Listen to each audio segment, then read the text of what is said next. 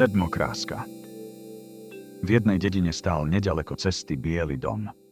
Pred domom bola krásna záhradka plná kvetov. Hneď pod oknom, v hustej tráve, rástla jedna malá rastlinka, sedmokráska. Slnko na ňu celý deň svietilo a tak čo chvíľa, za skorého rána, rozvinula svoje drobné snehobiele lístky, vyrastajúce zo žltého slniečka. Vôbec sa netrápila tým, že je len maličkým, takmer nepatrným kvietkom a človek ju v tej hustej tráve možno ani nezbadá. Bolo jej veľmi príjemne a pomaličky sa otáčala za slnkom tak, ako to robili aj ostatné kvietky. Vychutnávala si slnečné lúče a počúvala spev poletujúceho škovránka. Občas, keď sa v neďalekej škole začala prestávka, začula krik detí. Zatiaľ, čo sa oni učili písať a počítať, sediac v školských laviciach, sedmokráska sa učila vnímať veci okolo seba a krásy tohto sveta, sediac na svojej tenkej stonke. Stačilo len mať oči do Korán otvorené a každou minútou sa mohla kochať niečím novým. Sedmokrásku naplňalo šťastie a radosť. Predstavovala si, že to, čo ona v tichosti cíti, škovránok vyspieva celému svetu. S úctou a láskou hľadela na vtáčika, ktorý má to šťastie, že dokáže lietať a krásne vyspevovať. Tešila sa z jeho schopností a vôbec mu nezávidela. Veď predsa vidím a počujem, hovorila si v duchu. Slnko na mňa žiari a sem tam ma vetrík poboská. Aká som bohatá. No v rozkvitnutej záhrade stálo mnoho kvetov, ktoré neboli také skromné. Čím menej voňali, tým viac sa vystatovali a povýšenecky dvíhali hlavy. Pivonky a rúže sa len pretekali, ktorá je najväčšia, najfarebnejšia, a na sedmokrásku, ktorá práve rozkvitla, z diaľky škaredo zazerali. Sedmokráska ich však obdivovala a nadchýnala sa ich krásou. Aké sú len pekné, bohaté a farebné. Zaiste sa najviac páčia aj škovránkovi, ktorý si rád ku ním prisadne. Vďaka Bohu, že som pri nich tak blízko a môžem vidieť všetku tú krásu na vlastné oči. Netrvalo dlho a škovránok naozaj priletel.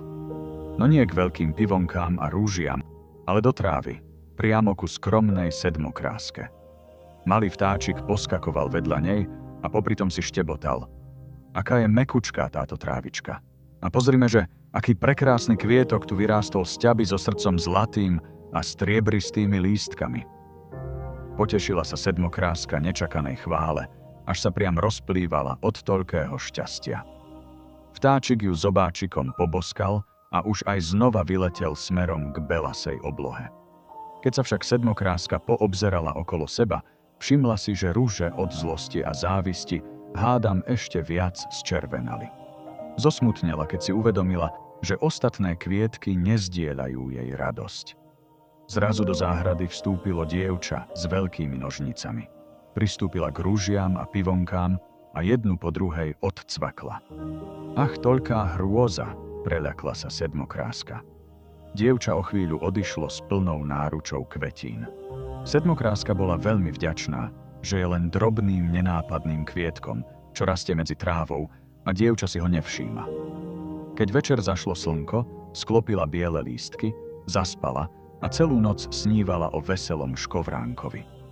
Ráno, len čo svoje lístky opäť roztvorila, začula známy vtáčí spev. Škovránok však spieval inak ako včera. Znelo to veľmi smutne. Keď sa sedmokráska poobzerala, zistila, že škovránok je zatvorený v klietke. Z nej pospevoval o tom, aké krásne je žiť, keď môžeš voľne poletovať po svete.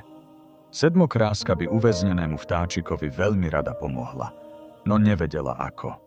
Neprestajne sa kvôli nemu trápila a celkom zabudla na krásy sveta.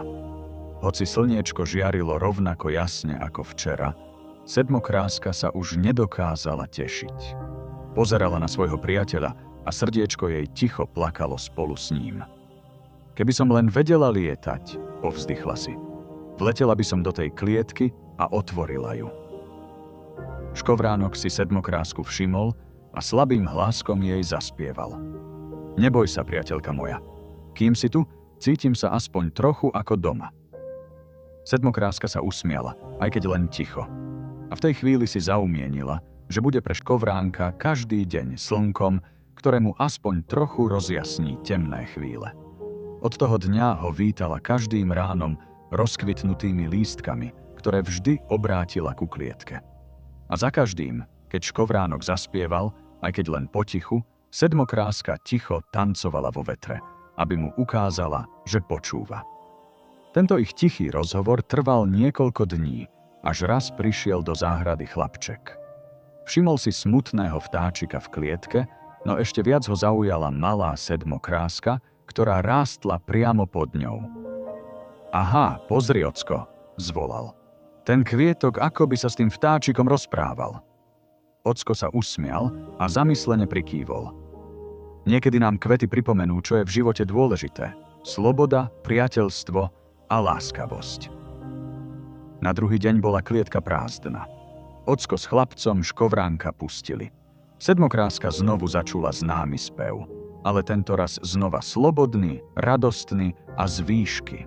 Vtáčik jej zakrúžil nad hlavou a zaštebotal. Ďakujem, malá sestrička, bez teba by som to nevydržal. Sedmokráska rozžiarila všetky svoje biele lístky. Už viac nebola len drobným kvietkom v tráve. Bola kvietkom, ktorý svojou láskou, trpezlivosťou a pokojom pomohol inému srdcu znovu nájsť radosť. A tak aj malé veci v tichosti robia veľké činy. A to je všetko, milé deti. Nedaleko na kopčeku koza stála, na chvostíku zvonec mala, a keď zazvonil zvonec rozprávke, bol koniec. Dobrú nôcku, detičky.